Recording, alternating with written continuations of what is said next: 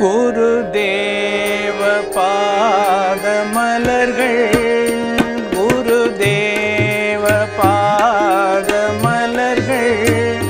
கதியென்று நாம் எப்போதும் கதியென்று நாம் எப்போதும் நிறைஞான அன்பை உணர்ந்தே நிறைஞான அன்பை உணர்ந்தே நலமான சேவை புரிந்தே நலமான சேவை புரிந்தே திறமான வாழ்வை அறிந்தே திறமான வாழ்வை அறிந்தே திருவான கீதம் தெரிந்தே திருவான கீதம் தெரிந்தே அரமான யாவும் அடைந்தே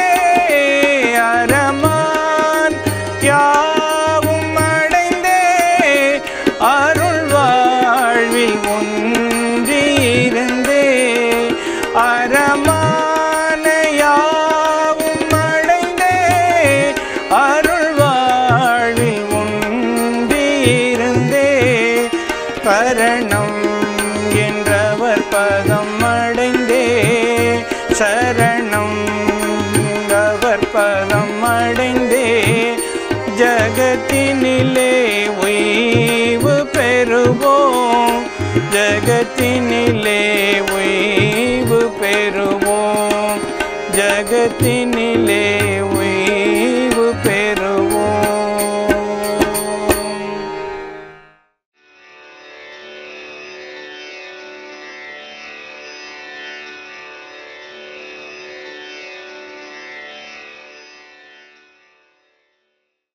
ஓம் ஸ்தாபகாய ச தர்மஸ்ய சர்வதர்மஸ்வரூபிணே அவதாரவரிஷ்டாய ராமகிருஷ்ணாய தே நமः. ஜனனீம் சாரதாம் தேவீம் ராமகிருஷ்ணம் ஜகத்குரும் பாதபத்மே தயோ ஸ்ருத்வா பிரணமாமி முகுர்முகுர். நமஸ்ரீயதிராஜாய விவேகானந்தசூரயே சச்சித்சுகஸ்வரூபாய स्वामिने तापहारिणे. तव कथामृतं तप्तजीवनं कविभिरीडितं कल्मषापहं श्रवणमङ्गलं श्रीमताततं भुवि गृह्णन्ति ते भूरिदा जनाः. இறைவா, உமது அமுத மொழிகள் துன்பத்தை துடைப்பவை, ஞானிகள் போற்றுபவை, பாவங்களை போக்குபவை, கேட்பதற்கு இனியவை, செல்வத்தை அளிப்பவை. உமது அமுத மொழிகள் பேசிடும் நல்லோர், புண்ணியம் செய்தோர். ஸ்ரீமத் பாகவதம் கோபிகா கீதம். அனைத்து பக்தர்களுக்கும் அன்பர்களுக்கும் எனது வணக்கத்தை தெரிவித்துக் கொள்கின்றேன். ஸ்ரீராமகிருஷ்ணனுடைய அமுத மொழிகள் நாம் பார்த்து கொண்டிருந்தோம். சிறிய இடைவேளைக்கு பிறகு மீண்டும் இந்த குருதேவரனுடைய அமுத மொழிகளை இந்த வாரம் முதல் பார்க்க இருக்கின்றோம். குருவும் சீடரும் என்ற தலைப்பிலே முதலாக எப்படி அந்த மகேந்திரநாத் குப்தா அவர்கள் அமுதமொழி எழுதிய அந்த ஆசிரியர் எப்படி குருதேவரை சந்தித்தார், அவரிடமிருந்து எப்படியெல்லாம் உபதேசங்கள் கேட்டார் என்பதை பார்த்தோம். அடுத்த தலைப்பாக பக்தர்களுடன் ஸ்ரீராமகிருஷ்ணர் என்ற ஒரு தலைப்பு தமிழிலே கொடுத்திருக்கிறார்கள். இது நடந்த மாதம், வருடம், கிழமை அனைத்தும் குறிப்பிட்டிருக்கிறது. சனிக்கிழமை மார்ச் மாதம் 11ஆம் தேதி 1882ஆம் வருடம். பக்தர்களுடன் அப்படின்னு சொல்லி இந்த தலைப்பு கொடுத்திருக்கிறார். இந்த அமுதமொழிகள் முழுவதுமே பக்தர்களோடு தான், பகவானுடைய ஒரு சங்கமாக பக்தர்களோடு பகவான் சேர்ந்து அவர்களுக்கு கொடுத்த உபதேசம்தான் இப்பொழுது நமக்கு அமுதமொழிகளாக கிடைத்திருக்கிறது. இந்த பக்தர்களை பகவான் தேடி தேடி சென்று அவர்களுக்கு அருள்பாலித்தார் என்றுதான் சொல்ல வேண்டும். இப்பொழுது குருதேவர் சென்றிருக்கக்கூடிய இடத்தை பற்றி அவர் சொல்கிறார். பலராம் மந்திர் அப்படின்ற இப்பொழுது அழைக்கப்படக்கூடிய பக்தர் பலராமனுடைய வீட்டிற்கு குருதேவர் செல்வதாக இருந்தது. அதை கடைசியாக இந்த மகேந்திரநாத் குப்தா அவர்கள் குருதேவரை சந்திக்கின்ற பொழுது அவர் கூறியிருந்தார், நான் கல்கத்தாவில் பலராமின் வீட்டிற்கு செல்கின்றேன், நீ அங்கே வா.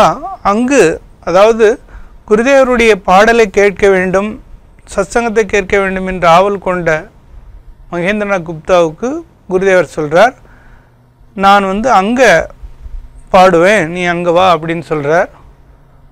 முதல்ல சரி என்று சொன்ன அவர்கள் பிறகு யோசிக்கிறார், அது பணக்காரங்க வீடாக இருக்குமோ, நம்ம போனால் நம்மளை விடுவாங்களோ அப்படின்னு தயங்குறார். அப்போது மீண்டும் குருதேவர்கிட்ட நான் உங்களை இங்கேயே பார்த்துக்கிறேன், தக்ஷிணேஸ்வரத்துலேயே பார்த்துக்கிறேன், என்னை அங்கே வர சொல்லியிருந்தீங்க, அவங்க பணக்கார வீடாக இருந்ததுன்னா என்னை அங்கே விடுவாங்களோ இல்லையோ உள்ள அப்படின்னு சொல்லி இவர் தயங்கிறத பார்த்து குருதேவர், அப்படியெல்லாம் நினைக்காதே, ஏன் அந்த மாதிரி நினைக்கிறாய் சொல்லிட்டு குருதேவர் சொல்கிறார், என் பெயரை சொல், இன்னாரிடம் போக வேண்டும் என்று சொல், யாராவது ஒருவர் உன்னை என்னிடம் அழைத்து வருவார். இது ஒரு பெரிய அபயவாணி மாதிரி. நீ என்கிட்ட வரணும்னு நீ சொன்னால் போதும், யாராவது ஒருத்தர் உன்னை என்னிடம் அழைத்து வருவார்கள். ஸோ இது பகவானுடைய வாயிலிருந்து வந்திருக்கிறதுனால, பகவானுடைய திருவாயிலிருந்து வந்திருக்கிறதுனால நமக்கு இது ஒரு அபயவாணி தான். அதாவது பகவானிடம் நாம் போக வேண்டும் என்று உண்மையிலேயே நாம் நினைத்தால், அதற்காக ஏங்கினால், யார் மூலியமாவது நம்மை நிச்சயமாக அவர் அழைத்து கொள்வார் என்று பல பேருடைய பக்தர்களுடைய வாழ்க்கையில் நாம் பார்க்க முடிகிறது. உடனே மாஸ்டர் மஷே அப்படியே ஆகட்டும்ன்றார். அந்த நாள் தான் இந்த நாள், மார்ச் மாதம் 11ஆம் தேதி காலையில் 8 மணி இருக்கும். குருதேவர் ஏற்கனவே முடிவு செய்தபடி அந்த பலராம் வீட்டுக்கு வந்துட்டார் கல்கட்டாவில். அந்த நாள் டோல் யாத்திரை முடிந்து ஒரு வாரம் ஆகியிருந்தது. டோல் யாத்திரைன்னா இந்த ஜெகநாத்துக்கு ரத யாத்திரை பண்ணுவாங்க, அந்த யாத்திரை ரத உற்சவம் அது முடிஞ்சு அங்கே நிறைய பக்தர்கள்லாம் கூடியிருக்கிறாங்க. ராம், மனமோகன், ராக்கால், நித்ய கோபால் முதலிய பக்தர்கள் அவரை சுற்றி நின்று கொண்டிருந்தனர். குருதேவர் அழைப்புக்கு இணங்கி அங்கே வந்திருக்கிறார்.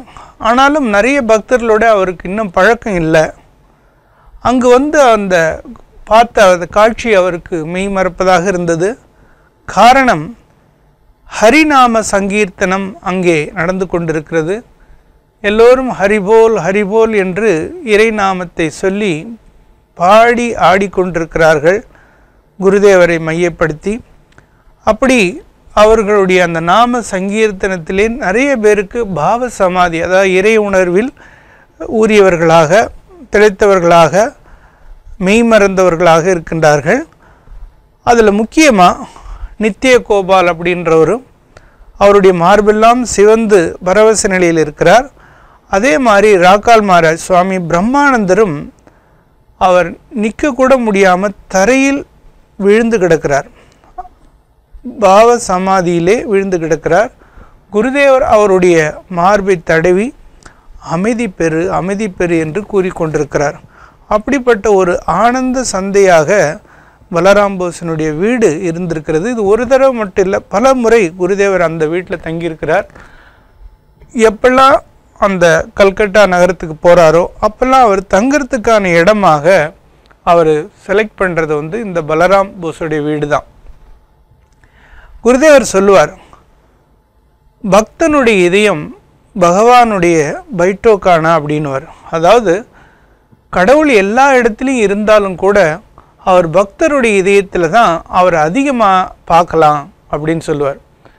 ஏன்னா அந்த இடத்துல அவர் நீங்கள் ஈஸியாக காண முடியும், எளிதாக காண முடியும். அதே மாதிரி தான் ஒரு முதலாளி, அது ஒரு உதாரணமாக சொல்லுவார். ஒரு முதலாளி இருக்கிறாருன்னா அவருக்கு நிறைய பங்களா எங்கே எல்லாம் இருக்கலாம். ஆனால் அவர் ஏதோ ஒரு இடத்துல அடிக்கடி போய் அந்த இடத்துல மட்டும் நீங்கள் போனீங்கன்னா பார்க்கலாம். அவருக்கு நிறைய வீடுகள் இருக்கலாம், ஆனாலும் இந்த ஒரு இடத்துல அவர் இருப்பார் அப்படின்னு சொல்லுவாங்க.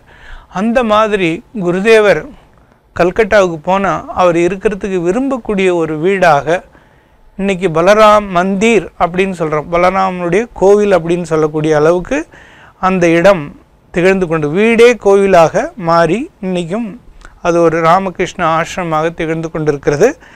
அந்த வீட்டில் தான் இந்த விஷயம்லாம் நடந்து கொண்டிருக்கிறது. ராக்கால் குரு மகாராஜிட்ட வந்திருக்கிறார். அவர் ரொம்ப பியூர், தூய மனம் படைத்தவர், பக்தி உள்ளவர். அதனால் எளிதாக அவருக்கு அந்த பாவ சமாதி வந்து விடுகிறது. அவர் வித்யாசாகர் ஸ்கூலில் படிச்சுட்டு இருந்தார். இந்த நாம சங்கீர்த்தனம் முடிந்த உடனே அந்த வீட்டோடைய ஓனர் பலராம் போஸ் எப்படி நிற்கிறார் அப்படின்னு சொல்லி குறிப்பிடுறார். அவர் அந்த வீட்டோட வேலையாள் மாதிரி நின்று கொண்டிருக்கிறாருங்க. அவர் தான் வீட்டோடைய ஓனர், எஜமான். ஆனால் இங்கே அதை நோட் பண்ணுறார். பலராம் வீட்டுக்கு ஏன் குருதேவர் வர்றார் அப்படின்னு சொன்னால் நாம் யோசிக்கணும். அவர் எப்படி இருக்கிறார்?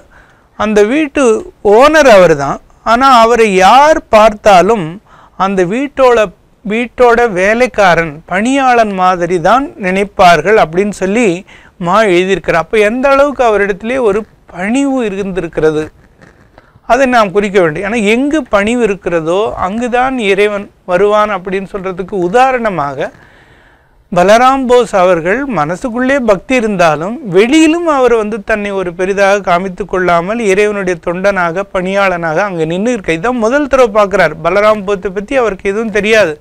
மகேந்திரநாத் குப்தா அவர்களுக்கு இதான் பார்க்குறார். ஆனால் பார்த்த உடனே அவருடைய மனதில் என்ன தோணுதுன்னா, இவர் வீட்டு எஜமான் அப்படின்னு சொல்கிறாங்க, ஆனால் அவரை பார்த்தா வீட்டோடைய பணியாளன் போன்று ஒரு ஓரமாக ஒதுங்கி மற்றவர்களுக்கெல்லாம் இடம் கொடுத்து அவர் தனியாக நிற்கிறத பார்த்தா அவர் அந்த வீட்டு எஜமான் இல்லை, பணியாளன் மாதிரி. அப்படி நாம் கடவுளிடத்திலே பக்தி இருக்கின்ற பொழுது, அன்பு இருக்கின்ற பொழுது, கடவுளுடைய பக்தர்களுக்கும் கடவுளுக்கும் இடம் கொடுத்து அவர்கள் தங்களை காமித்து கொள்ளாமல் இருக்கக்கூடிய ஒரு பெருந்தன்மையான பக்தராக பலராம் போஸை நம்ம பார்க்க முடிகிறது. இடத்துக்கே மகேந்திரநாத் குப்தா இப்போ புதியவராக இருக்கிறார். அவர் நரேந்திரனை தான் தட்சிணேஸ்வரத்தில் பார்த்துருக்கார் ஒரு சில பக்தர்கள். அப்புறம் நிறைய பேரோட அவருக்கு பழக்கம் இல்லாமல் இருக்கிறது. அதுக்கப்புறம் கொஞ்ச நாள் கழித்து மறுபடியும் தட்சிணேஸ்வரம் போகிறார். தட்சிணேஸ்வரத்துக்கு போய் குருதேவர் அங்கே தன்னுடைய அறையில் பிரிக்கப்பட்டிருந்த படுக்கையில் சாய்ந்து கொண்டிருக்கின்றார். அப்போ ஒரு வார்த்தை குறிப்பிடுறார். என்னென்னா, இந்த ஹிருதயன் அவருடைய அந்த அத்தை பையன் இருந்தார் ஸ்ரீராமகிருஷ்ணனுடைய, அவர் வேலையிலேருந்து நீக்கிட்டாங்க. அவர் தான் குருதேவருக்கு மெய்காப்பாளன் மாதிரி நிறைய சேவைகள்லாம் பண்ணிக்கிட்டு இருந்தார். ஆனால் அவரை அந்த கோயிலேருந்து வேலையிலேருந்து விடுவித்து அவர் காளி கோயிலேருந்து வெளியில் அனுப்பிட்டாங்க. அவர் வீட்டுக்கு போயிட்டார். அது காரணம் அவர் அந்த திரைலோக்கியநாத் அப்படின்ற மதுரு பாபுடைய மகனுடைய இளம் பெண்ணுக்கு, சின்ன குழந்தைக்கு பூஜை செய்திடுவார். தேவியாக பாவித்து பூஜை செய்வார். ஆனால் இவர் பிராமின் வகுப்பை சேர்ந்தவர், அவர்கள் மீன வகுப்பை சேர்ந்தவர்கள். அப்போ அந்த மாதிரி இருக்கின்ற பொழுது அது குற்றமாகிடும் அப்படின்னு சொல்லி அவரை அங்கேருந்து அனுப்பிடுவாங்க. அவர் போனதிலிருந்து குருதேவருக்கு சரியான சேவை செய்யக்கூடிய யாரும் இல்லாதனால் குருதேவர் மிகவும் சிரமப்பட்டார் அப்படின்னு எழுதியிருக்கிறார். ஸோ நம்ம யோசிக்கணும், பகவானே அவதாரமாக வந்தும் அவருக்கு இன்றைக்கெலாம் சேவை செய்கிறதுக்கு எவ்வளோ பேர் இருந்தாலும் அன்று அவருக்கு சேவை செய்வதற்கு யாரும் இல்லாமல் அவர் சிரமப்பட்டார் என்று எழுதியிருக்கிறார். ஸோ வந்த சமயம் 4 மணி 5 மணி இருக்கும் அப்படின்றாங்க. அப்போ குருதேவர் சிவாலயத்தினுடைய படிக்கட்டில் உட்கார்ந்துருக்கிறார். நமக்கு தெரியும், தட்சிணேஸ்வரத்தில் காளி கோயில், ராதாகாந்தர் கோயில் இருக்கும் நடுவில். அதில் ஏற்ற மாதிரி சிவாலயங்கள் இருக்கும். அந்த சிவாலயம் ஒவ்வொன்றுக்கும் ஏறி போகிற மாதிரி படிக்கட்டுகள் இருக்கும். அந்த படிக்கட்டில் குருதேவர் அமர்ந்திருக்கிறார். அமர்ந்திருந்து ராதாகாந்தர் கோயிலை பார்த்த உடனே திடீர்னு அவர் சமாதி நிலைக்கு போயிட்டார், பரவச நிலை போயிட்டார். அப்படி பரவச நிலையில் போன குருதேவர் அம்மா கிட்ட சொல்கிறார், தேவி இடத்துல அவர் சொல்கிறார், அம்மா, தன் கடிகாரம்தான் சரியானது என்று ஒவ்வொருவரும் சொல்கின்றார்கள். கிறிஸ்துவர்கள், பிரம்ம சமாஜத்தினர், இந்துக்கள், முகமதியர்கள் எல்லோருமே தங்கள் மதம்தான் சரியானது என்கிறார்கள். ஆனால் தாயே, யாருடைய கடிகாரமும் சரியில்லையே. உன்னை சரியாக புரிந்து கொள்ள யாரால் முடியும்? ஆனால் ஏங்கி அழைத்தால், உன் அருள் பெற்றால் எல்லா பாதைகள் வழியாகவும் உன்னை வந்து அடையலாமே. கிறிஸ்துவர்கள் சர்ச்சில் உன்னை எப்படி வழிபடுகிறார்கள் என்பதை எனக்கு ஒரு முறை காட்டி அருள மாட்டாயா? ஆனால் தாயே, நான் சர்ச்சுக்கு போனால் மக்கள் என்ன சொல்வார்கள்? ஏதாவது குழப்பம் வந்து அதன் பிறகு ஒருவேளை காளி கோவிலுக்கு என்னை அனுமதிக்காவிட்டால்? வேண்டாம் தாயே, எனவே வெளியிலிருந்தே நான் பார்க்க அருள் செய் என்று கேட்கிறார். இங்கே ஒரு புதிய டீச்சிங் அவர் சொல்லுவார். குருதேவர் எதுக்காக அவதரித்தார் அப்படின்னா, இந்த மதங்களுக்கு இடையே உள்ள அந்த பிரச்சனைகளை எல்லாம் தீர்த்து மத ஒற்றுமைக்கு வழிவகுக்கிறதுக்காக அவதரித்தார் என்றும் சொல்வார்கள். காரணம், எல்லா மதங்களும் இறைவனை அடைவதற்கான வெவ்வேறு வழிகளே என்று கூறியது பகவான் ஸ்ரீராமகிருஷ்ணனுடைய சிறப்பு. அவர் அது அப்படியே ஏதோ இப்போ புஸ்தகத்தை படிச்சுட்டு சொல்லலை. அதன் மூலமாக எல்லாம் சாதனை செய்து அந்த பாதைகளில் எல்லாம் இறைவனை உணர்ந்து எல்லா பாதைகளும் எல்லா மதங்களும் இறைவனை அடைவதற்கான வெவ்வேறு வழிகள் என்பதை இந்த உலகத்திற்கு அனுபவிச்சார். அப்போ நம்ம என்ன செய்யணும்னு சொன்னால், யார் எந்த பாதையில் இருக்கிறோமோ, எந்த மதத்தில் இருக்கோமோ, அங்கிருந்து நாம் இறைவனுக்காக ஏங்கி அழுதால், இறைவனை ஏங்கி அழைத்தால், எந்த பாதையின் மூலமாகவும் எல்லா பாதைகள் மூலமாகவும் இறைவனை அடையலாம் என்பதுதான் குருதேவருடைய செய்தி. அதை அவர் எப்படி ஒரு அழகாக சொல்கிறார் பார். யாருமே மறுக்க முடியாத அளவுக்கு நாம் பார்க்குறோம். எல்லார் கையிலையும் கடிகாரம் இருக்கலாம், ஆனால் எந்த கடிகாரமும் எல்லாமே ஒத்து போகிறதில்ல. ஒவ்வொன்றும் 1 நிமிஷம், 2 நிமிஷம், 4 நிமிஷம், 10 நிமிஷம் அப்படி மாறி போகும். அது இங்கே எப்படி இருக்குன்னா, வெளிநாட்டிலலாம் இன்னும் தலைகீழாக 2 மணி நேரம் 3 மணி நேரம் எல்லாம் மாறி காட்டக்கூடியது இருக்குது. அதனால் யாருமே என் வாட்சி தான் நான் கரெக்டான சமயம் அப்படின்னு சொல்ல முடியாது. ஆனால் அப்படி தான் சொல்லிக்கிட்டு மதத்தை பொறுத்தவரையில் சண்டை போட்டுக்கிட்டு இருக்கிறாங்க. அவர்களெல்லாம் உண்மையிலே அறியாதவர்கள். ஸோ யாருடைய கடிகாரமும் சரியான டைமை காமிக்கிறதில்ல. சரியான டைம்னா இறைவன் இதுதான் அப்படின்னு ஒவ்வொரு மதமும் சொல்லுகிறது இல்லையா, அது டோட்டல் உண்மை கிடையாது. அது ஒரு பார்ட்டான உண்மை தான். இறைவன் ஒவ்வொரு மதத்துலேயும் அவங்க சொல்கிறது கரெக்டு தான், ஆனால் அது மட்டும்தான் உண்மை அப்படின்றது கிடையாது அப்படின்றதா குருதேவர் சொல்கிறார். அப்போது அது முகமதியர்களாகட்டும், கிறிஸ்துவர்களாகட்டும், பிரம்ம சமாஜனார், இந்துக்கள் எல்லாரையும் எடுத்துக்கிட்டார். ஸோ இவங்க எல்லாமே தங்களுடைய மதம்தான் உண்மை என்று சொல்லுகின்றார்கள். இதுதான் இன்றைக்கி பிரச்சனையாக இருக்கிறது, இன்றைக்கும் பிரச்சனையாக இருக்கிறத நம்ம பார்க்குறோம். இதுக்கெல்லாம் ஒரு சொல்யூஷனாக தான் குரு மகாராஜ் இங்கே வந்திருக்கிறார். ஆனால் எந்த மதமும் உயர்ந்தது தாழ்ந்தது என்று சொல்வதற்கில்லை. எல்லா மதங்களும் இறைவனை அடைவதற்கான வெவ்வேறு பாதைகள் தான். சில பாதைகள் நல்ல பாதையாக இருக்கலாம், சில பேர் சுற்றி வளைச்ச பாதைகளாக இருக்கலாம். அப்படி தான் இருக்கிறதே ஒழிய மற்றபடி இறைவன் தான், அந்த ஒரே இறைவன் தான் உலகத்தில் எல்லாமாக ஆகியிருக்கிறார் என்பதை மீண்டும் மீண்டும் குருதேவர் சொல்வார். இப்போது குருதேவர் சொல்கிறார், எனக்கு சர்ச்சுக்கு போய் உன்னை எப்படி அவங்களாம் வழிபடுறாங்கன்னு பார்க்கணுன்னு ஆசையாக இருக்குன்றார். ஆனால் அங்கே போனால் ஒரு வேளை காளி கோயிலில் விடலைன்னா என்ன பண்ணுறதுன்றார். இவர் அப்படியே இவர் கோயிலில் முக்கியமான பொறுப்பில் இருந்தார், பூஜாரியாக இருக்கார். நான் அங்கே போனால் என்னை உள்ளே விடுவாங்களோ அப்படின்னு கேட்குறார். இது எந்த அளவுக்கு உண்மையாயிருக்கு. பின்னாடி சுவாமி விவேகானந்தர், உலக புகழ்பெற்ற சுவாமி விவேகானந்தர், அவர் அந்த வெளிநாட்டுக்கு அமெரிக்கா போயிட்டு திரும்பி வருகின்ற பொழுது இந்த தட்சிணேஸ்வரர் கோயிலில் அவரை விடக்கூடாதுன்னு சொல்லி ஒரு பெரிய மறியல் நடக்கிறது. அப்படி தான் நடந்திருக்கும். சப்போஸ் குருதேவர் போனால் கூட, பகவானே அவர் இருந்தால் கூட இவர் உள்ள அது அவருக்கு தெரிஞ்சிருக்குது. அதனாலே சொல்லிட்டார். சுவாமி விவேகானந்தர் கடை தாண்டி போனதுனால, அவர் மிலேச்சர்களோடு சேர்ந்ததுனால அவர் மீண்டும் கோயிலில் விடக்கூடாது அப்படின்னு ஒரு கூட்டம் தடுத்து இருக்கிறது பிற்காலத்தில் நம்ம பார்க்குறோம். அதுக்கப்புறம் மற்றொரு நாள் குருதேவர் தமது அறையில் சிறிய கட்டிலின் மீது ஆனந்தமயமாக அமர்ந்து கொண்டிருந்தார். அவரது முகத்தில் புன்சிரிப்பு தவழ்ந்து கொண்டிருந்தது. அவர் காளி கிருஷ்ணர் அப்படின்ற ஒரு நண்பரை தன்னோடு சேர்ந்து அழைத்து சென்று கொண்டிருந்தார். அன்னைக்கு போகிறது குருதேவர் பார்க்குறதுக்கு காளி கிருஷ்ணன்ற தன்னுடைய ஃப்ரெண்டை அழைச்சிட்டு போனார். அப்படி போகும்போது அவர் என்ன சொல்லி அழைச்சிட்டு போனார்னா, அந்த நண்பருக்கு, உனக்கு கள்ளுக்கடைக்கு போக வேண்டும் என்று நினைக்கிறாயா? நீ கள்ளுக்கடைக்கு போகணும்னு நினைக்கிறனா என் கூட வா, நான் போகிற இடத்துல ஒரு பெரிய கல் நிறைந்த ஜாடி இருக்கிறது, நீ வா அப்படின்னு சொல்லி கூப்பிட்டு வந்தேன் அப்படின்னு சொல்கிறத குருதேவர்கிட்ட போய் சொன்ன உடனே குருதேவர் சிரிக்கிறார். இந்த மாதிரி குருதேவர்கிட்ட போனால் இவர் கள்ளுக்கடைக்கு போனால் கல் குடிச்சிட்டு ஆனந்தமாக இருக்கலாம். அந்த மாதிரி ஒரு ஆனந்தத்தை தரக்கூடிய பெரிய கல் ஜாடியாக குருதேவர் இங்கே இருக்கிறார் அப்படின்னு சொல்லி அவர் அழைச்சிட்டு வந்தார். அதை சொன்ன உடனே குருதேவர் சிரிச்சிட்டு குருதேவர் சொல்கிறார், பஜனானந்தம் பிரம்மானந்தம் இவைதான் கல், பிரேமை கல், அதாவது இறைவனிடத்தில் அன்பு கொண்ட அந்த கல் சொல்லிட்டு சொல்கிறார், மானிட பிறவின் நோக்கம் இறைவனிடம் அன்பு செலுத்துவது. மானிட பிறவியின் நோக்கம் இறைவனிடம் அன்பு செலுத்துவது, அவரை நேசிப்பது. பக்தி தான் இந்த உலகத்தில் சாரமானது. ஆராய்ச்சிகளின் மூலமாக இறைவனை அறிவது மிகவும் கடினம். இது ரொம்ப ரொம்ப ரொம்ப நமக்கு முக்கியமான செய்தி. இந்த உலகத்தில் வாழ்க்கையினுடைய நோக்கம் என்ன அப்படின்றது நிறைய பேருக்கு தெரியுது, நிறைய பேருக்குன்னு எல்லாருக்குமே தெரியலன்னு சொல்லலாம்.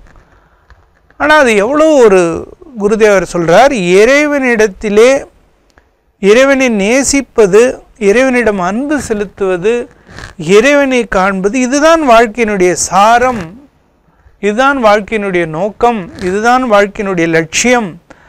அந்த இறைவனை நீ ஆராய்ச்சியின் மூலமாக அறிவது கடினம், கஷ்டம். ஆராய்ச்சியின் மூலமாக அறிய முடியாது.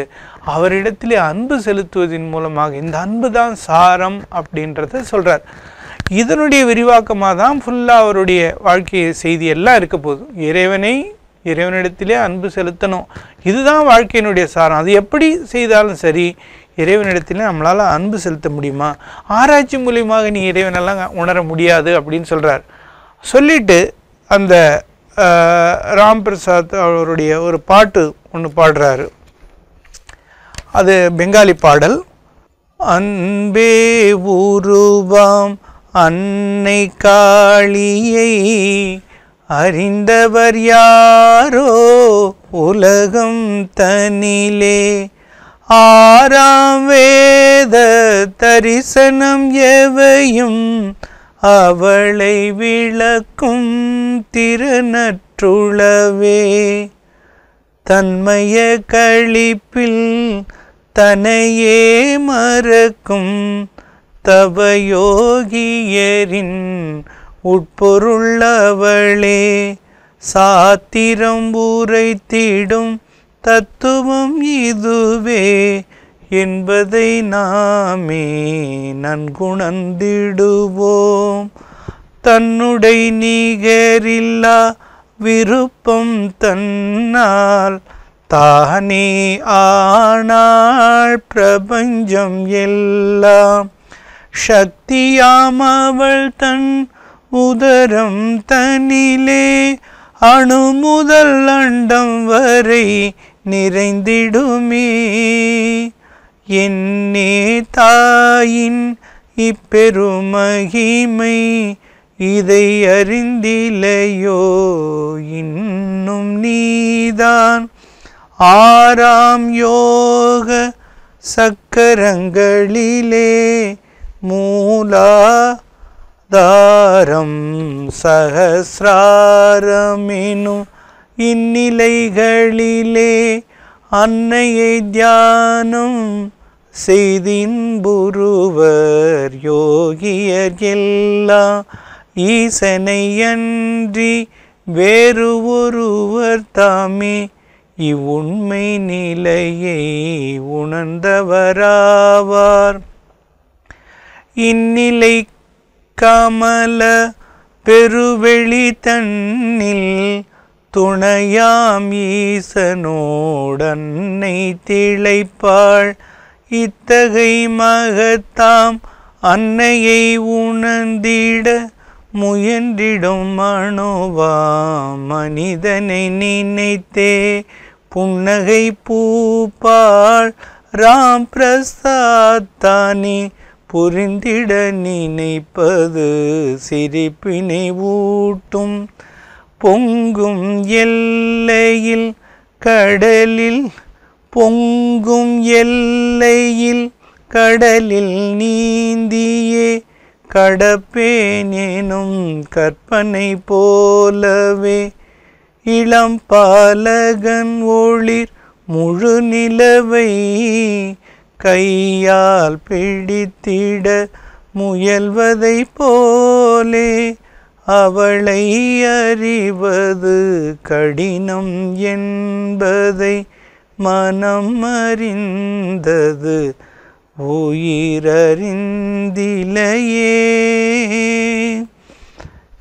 இந்த பாடல் ரொம்ப அழகான பாடல்.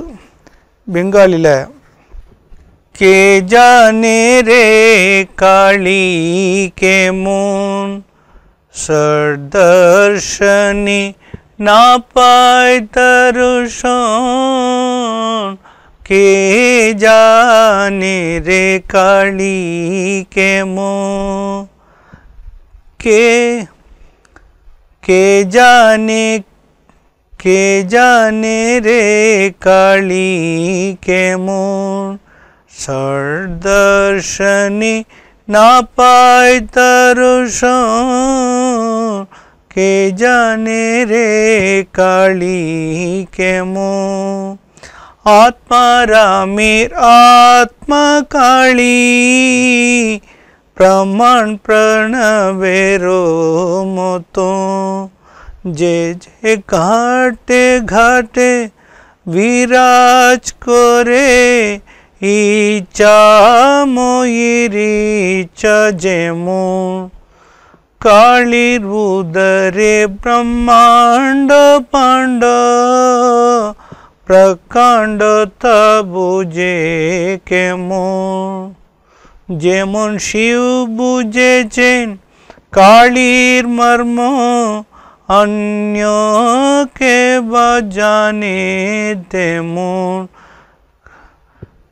के जाने रे काली केमोन मूलाधारे सहस्रारे सदा योगी कोरे मनन काली बत्मवनी हंससनी हंसी रूपे कोरे रमन के जाने रे काली केमन प्रसाद पाशे लोके हासे चंतरणे सिंत तरन आमार मन बुझेछे प्राण बुझे ना तोर बेशि होये वामन के जाने रे काली केमन सरदर्शनी ना पाए दर्शन के जाने रे काली केमन யாரப்பா காளியை பற்றி அறிந்து கொள்ள முடியும்? 6 விதமான சாஸ்திரங்கள் கூட அவளை அறிந்து சொல்வதற்கு முடியாதவைகளாக இருக்கின்றன. அன்னையோட மர்மத்தை ஒன்லி சிவர் மட்டும்தான் அறிய முடியும். மற்றது யாரால் அவர் அறிய முடியும்? நான் அறிந்திட துடிப்பது எப்படி இருக்குன்னு சொன்னால், நான் கடலில் நீந்தி கரை சேர்ந்துடுற மாதிரி இந்த கரையிலேருந்து அந்த கரைக்கு கடலில் நீந்தணும்னு நினச்சா எப்படி இருக்குமோ, ஒரு வாமனனாக குள்ளமாக இருக்கிற ஒரு பையன் எப்படி வானத்தில் இருக்க நிலவு பிடிக்கிறதுக்கு ஆசைப்படுறோமோ அந்த மாதிரி இருக்கு என்னுடைய வார்த்தை. நான் காளியை அறிந்து விடுவேன் என்று சொல்கிறது. அதை கேட்டு எல்லாரும் சிரிப்பார்கள் என்று அவர் பாடுறார். இங்கே குருதேவர் காளி என்று சொல்வது இறைவன். இறைவனுடைய அந்த மகிமையை யாரால் உணர முடியும்? அவரே வெளிப்படுத்தினால் உண்டு, வேறு யாரும் அவருடைய மகிமையை உணர்ந்து கொள்ள முடியாது. அப்படின்றது தான் அழகாக காளியோட மகிமையை யாரால் உணர முடியும் அப்படின்னு இந்த ஒரு அழகான பாடலை குருதேவர் பாடிட்டு, இறைவனை நேசிப்பது தான் நம்முடைய வாழ்க்கையின் லட்சியம். அதுக்கு உதாரணமாக நாம் பிருந்தாவனத்து கோபியர்களையும் அந்த ஆயர்பாடி சிறுவர்களையும் எப்படி அவர்கள் எல்லாம் கண்ணனை நேசித்தார்கள் என்று கூறுகின்றார். அவர் ஆயர்பாடியில் பிருந்தாவனத்தில் இருக்கின்ற பொழுது அவர்கள் எல்லாம் கிருஷ்ணரை எந்த அளவுக்கு நேசித்தார்கள், அவன் இல்லாமல் இருக்க முடியாது என்ற நிலையில் இருந்தார்கள். ஆனால் திடீரென்று கிருஷ்ணன் மதுராவுக்கு சென்று விடுகின்றார். அப்பொழுது அந்த குழந்தைகள், ஆயர்பாடி சிறுவர்கள், கோபிகள், ராதை இவர்கள் எல்லாம் கண்ணனுக்காக ஏங்கி அழுகின்றார்கள். அப்படி ஒரு சிறுவன் கண்ணனோடு விளையாடி கொண்டிருந்த இந்த ராக்கால் மாடு மேய்ப்ப உடைய சிறுவன் ஒருவன் கண்ணனை காணாமல் ஏங்கி அழுகிறான். அவனை பார்த்துட்டு வந்த ஒருத்தன் அதை சொல்கிற மாதிரி ஒரு பாடல் இருக்குது. அந்த பாடலை குருதேவர் பாடுறார். ஆயர்குல சிறுவனை நான் கண்டு வந்தேன், அவன் புதியவன், அழகன், அன்பு மிக்கோன். சேய் அவன் ஒரு புதியதோர் கிளையை பற்றி சிரித்தபடி காட்சி தந்தான். புதிதாக தாய் என்ற பசுக்கன்றை நெருங்கி சென்று தன் கரத்தால் பரிவோடு தழுவிக்கொண்டான். வாய் எதிர என் கண்ணன் எங்கே, என் கண்ணன் எங்கே என்று மறுபடியும் கதறி நின்றான். கண்ணன் எனும் திருப்பெயரை சொல்வதற்காக கருதுகின்றான். கண்ணா நீ எங்கே இருக்கிற அப்படின்னு கேட்குறான். ஆனால் அந்த கண்ணான்னு ஒரு தடவை சொன்னான் வழிய அடுத்த தடவை கண்ணன்னு சொல்லி வர முடியல. வெறும் கா மட்டும்தான் வருது. அந்த அளவுக்கு துக்கம் அவனுடைய தொண்டையை அடைக்கிறதுனால அவனால் கண்ணன் எங்கே என்று கேட்க முடியல. கண்ணன் எங்கே எங்கே என்று அன்புடன் கண்ணன் எங்கே எங்கேன்னு கேட்டவன் அடுத்தது வெறும் கா மட்டும்தான் வருது. எண்ணுகிறான், தேடுகிறான் என்ற போதும் எதிரி நிலை எழிற்கண்ணன் வரவே இல்லை. கண்ணீரெண்டும் உள்ளுணர்வால் வடித்த அந்த கண்ணீரும் குளமாகி பொங்கிற்றம்மா என்று குருதேவர் அந்த பாலகனின் பாவனையிலே இந்த பாட்டை பாடுகின்றார். கண்ணனை காணாமல் ஆயர்பாடி சிறுவர்கள் எல்லாம் அழுதார்கள். ஸோ இறைவன் மீது நாம் எப்படி அன்பு செலுத்த வேண்டும் என்பதற்காக பகவான் உலகத்திலே அவதரிக்கிறார். அவரோடு இருந்தவர்கள் அவர் எப்படி நேசித்தார்கள் என்பதை நமக்கெல்லாம் காண்பிக்கிறார். அதுபோன்று குருதேவர் இந்த உலகத்திலே அவதரித்திருக்கிறார். அவரிடத்திலே நாம் அன்பு செலுத்த வேண்டும். இறைவனிடத்தில் அன்பு செலுத்துறதுதான் வாழ்க்கையினுடைய நோக்கம், வாழ்க்கையினுடைய சாரம் என்று குருதேவர் நமக்கு சொல்லியிருக்கிறார். எத்தனையோ வழிகள் இறைவனை அடைவதற்காக இருக்கின்றன. எல்லா வழிகள் மூலமாகவும் சென்று இறைவனை அடைய முடியும். ஆனால் நமக்கு இறைவனிடத்திலே அன்பும் பக்தியும் ஏக்கமும் இருந்தால் மட்டுமே அது முடியும். இறைவனை ஆராய்ச்சியின் மூலமாக நாம் அறிய முடியாது. அவனிடத்தில் உள்ள அன்பின் மூலமாக அவரை அறிய முடியும் என்ற இந்த கருத்தை குருதேவருடைய இந்த அமுத மொழிகள் மூலமாக இன்றைக்கி பார்க்குறோம். அடுத்த வாரம் பார்க்கலாம். ஓம் சாந்தி சாந்தி சாந்தி. ஹரி ஓம் தத்சத். ஸ்ரீராம கிருஷ்ணார்ப்பணமஸ்து. ஜெய் ஸ்ரீ குரு மகாராஜ் கி ஜெய்.